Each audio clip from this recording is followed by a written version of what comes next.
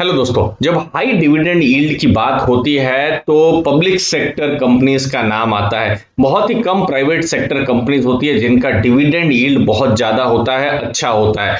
उनमें से एक नाम है ओरेकल फाइनेंशियल ओ या OFSS, mid cap IT company है दोस्तों। बहुत ही अच्छी इसकी डिविडेंड की हिस्ट्री रही है, उसके बारे में हम इस वीडियो में डिस्कस करेंगे। पिछले 5 सालों में या शॉर्ट टर्म में किस हिसाब से इसके शेयर प्राइस का मूवमेंट हुआ है वो समझेंगे। स्टॉक को लेकर कौन से इंपॉर्टेंट फंडामेंटल्स हैं जो इन्वेस्टर्स को जानने चाहिए, वो सब चीजों को हम इस वीडियो में जानेंगे। लेकिन सबसे पहले आपको नोट करके रखना है 5 मई की तारीख, 5 मई 2021, क्योंकि उस दिन होने वाले हैं Q4 के रिजल्ट और पूरे साल जो फाइनेंशियल ईयर खत्म हुआ है उसके रिजल्ट भी आने वाले हैं। और उस दिन जो सबसे ज्यादा जो चीज देखने वाली रहेगी वो होगा डिविडेंड, कितने रुपए का डिविडेंड अनाउंस होता है। डिविडेंड को लेकर बड़ी एक्सपेक्टेशन इन्वेस्टर्स को हो सकती है क्योंकि पास्ट में बहुत अच्छा डिविडेंड दिया है। और दूसरी बात, आईटी कंपनियों के लिए जो अभी जो फाइनेंशियल ईयर खत्म हुआ है बहुत ही मजबूत रहा है दोस्तों। अब देखिए यहां पर अभी इसका स्टॉक प्राइस आप देखेंगे 3,400 रुपए के आसपास। आप देखिए पिछले साल 180 रुपीस का डिविडेंड दिया था। 5% की ये डिविडेंड यील्ड आप समझ सकते हैं। फिर 2019 में कोई डिविडेंड नहीं था। फिर 2018 में आप देख सकते हैं 130 रुपीस का डिविडेंड था दोस्तों।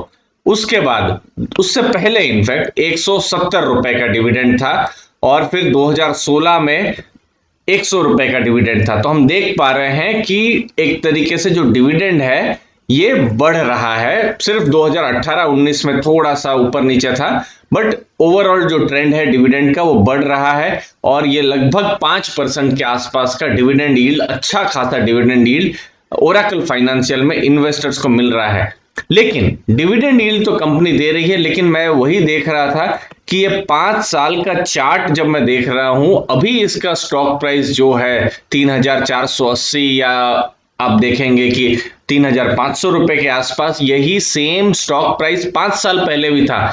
मतलब यहां मैं जीरो लिख देता हूं, 0% रिटर्न था। स्टॉक ने बहुत अच्छी, यहां पर ये जो पॉइंट देख रहे हैं, जब ये लॉकडाउन वायरस के कारण जब मार्केट में पैनिक आया था, जब ये गिरा था, तो इस समय में एक बहुत अच्छा एंट्री पॉइंट दिया था। और मुझे याद है जो पीपीएफएस फंड है, पराग पारेख फ्लेक्सी कैप फंड है, फिर एचडीएफसी का जो mutual fund mid cap fund है, उस समय में म्यूचुअल फंड्स ने यहां पर एंट्री ली थी दोस्तों। तो उनके लिए तक अच्छा खासा ये स्टॉक ने एक एंट्री का मौका दिया था। 2600, 2200, 2300 उस लेवल पर। तो उसके हिसाब से अगर आप 2500 भी अगर पकड़े, उस समय की जो एंट्री अगर किसी की रही है, तो 40% के आसपास तो रिटर्न तो बैठ ही गया है अभी।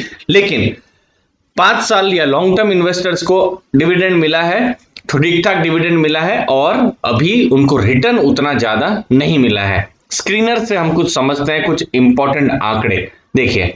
30,000 करोड़ के आसपास का ये मार्केट कैप है, मिड कैप आईटी फर्म है दोस्तों, इसको हमको ध्यान रखना पड़ेगा। वही है 3,479-80 रुपए के आसपास इसका मार्केट कैप है।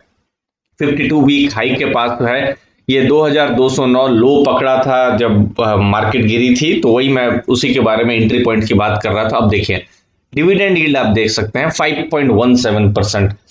जनरली ऐसी डिविडेंड यील्ड हमको पीएसयूज या पब्लिक सेक्टर जो गवर्नमेंट कंपनीज होती है वहीं पर ही देखने को मिलती है, प्राइवेट सेक्टर में इतना नहीं मिलता है। बुक वैल्यू अगर आप देखेंगे तो 689 की है, और प्राइस टू बुक वैल्यू 5.05, जो कि डिसेंट बुक वैल्यू है।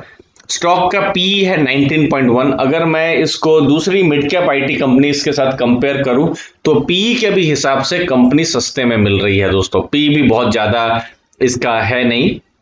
रिटर्न ऑन कैपिटल एम्प्लॉयड बहुत ही मजबूत है, 40% के आसपास है। रिटर्न ऑन इक्विटी 25% के आसपास है। ऑलमोस्ट डेट फ्री कंपनी है। दूसरी चीज, ये एमएनसी कंपनी है ओरेकल। ये तो फाइनेंशियल तो खाली भारत में लिस्टेड है, लेकिन जो मेन ओरेकल है ये यूएस में बहुत बड़ी कंपनी है दोस्तों। क्लाउड पर बहुत ज्यादा काम होता है। भारत में देखें तो बहुत सारे जो बड़ी बड़े बैंक्स हैं इनके कस्टमर्स भी हैं दोस्तों। डेट है नहीं तो प्लेज भी होगा नहीं। एमएनसी बहुत बड़ा नाम है। इंडस्ट्री पी जो मैंने थोड़ी देर पहले हिंट दिया था, इंडस्ट्री के साथ हम कंपेयर करते हैं तो अभी का आप वैल्यूएशन देखेंगे तो थोड़ा सा कम है। Earning before interest tax positive है, कंपनी भी है कैश के पास, लेकिन फिर भी शायद इन्वेस्टर्स को प्रश्न हो सकता है कि दूसरी जो आईटी कंपनियां हैं, आप हम देख सकते हैं परसिस्टेंट को हम देख सकते हैं या माइंडट्री को भी हम देख सकते हैं, तो सबने अच्छा खासा रिटर्न दिया है, तो यहां पर क्या प्रॉब्लम है? तो प्रॉब्लम है दोस्तों, सेल्स ग्रोथ नहीं हो रहा है। 4.5% के आसपास का 5 साल का सेल्स ग्रोथ है, प्रॉफिट भी 4% ही बढ़ा है, ऑपरेटिंग प्रॉफिट मार्जिन सब स्ट्रांग है, आप फंडामेंटल देखें सब कुछ स्ट्रांग है, लेकिन सेल्स और प्रॉफिट में ही कंपनी कहीं ना कहीं पीछे रह जा रही है। ये जो अभी के डेटा है ये इसको और ज्यादा प्रूफ करते हैं। 10 साल में सिर्फ 5% सेल्स ग्रोथ है, 10 साल में सिर्फ 7% यहां प्रॉफिट ग्रोथ है, तो इसीलिए 10 साल में रिटर्न भी बिल्कुल 6% के आसपास है, जो कि बहुत अच्छा रिटर्न नहीं कहा जाएगा। 5 साल का रिटर्न हमने आपको दिखाया ही 0% है। 5 साल में देखिए सेल्स ग्रोथ भी ज्यादा नहीं है, 4% है, प्रॉफिट ग्रोथ भी 4% है दोस्तों। तो उस हिसाब से अगर आप देखेंगे तो सेल्स और प्रॉफिट में कंपनी थोड़ा सा पीछे रह जा रही है, और ये अभी ओरेकल अभी एक डिविडेंड स्टॉक बनकर ही रह गया है। अब यहां पर क्या उम्मीद कर सकते हैं? चूंकि एक स्ट्रॉन्ग ईयर रहा है फाइनेंशियल या फिर मैं कहूं आईटी कंपनीज के लिए, 2020 और ये जो 2021 का ये जो फाइनेंशियल ईयर अभी जो खत्म हुआ, तो एक्सपेक्ट अच्छा खासा डिविडेंड तो किया ही जा सकता है, और ये जो नंबर्स हैं सेल्स के नंबर, प्रॉफिट के नंबर, ये भी कुछ मजबूत नंबर्स भी यहां पर एक्सपेक्ट किए जा सकते हैं। बाकी की डिटेल्स हमको मई 5 को ही मिलेगी, और ज्यादा डेटा लेकर आएंगे, हर बार की तरह फोकस डेटा पर रहेगा, डेटा के द्वारा आपको हम समझाने की कोशिश करेंगे कैसा रिजल्ट रहा है। बाकी नजर रखिएगा, अगर आप प्राइवेट सेक्टर में कोई कंपनी ढूंढ रहे हैं जो अच्छा खासा डिविडेंड देती है, तो ओरेकल आपकी नजर में होनी चाहिए दोस्तों। धन्यवाद आपके टाइम के लिए, थैंक यू वेरी मच दोस्तों।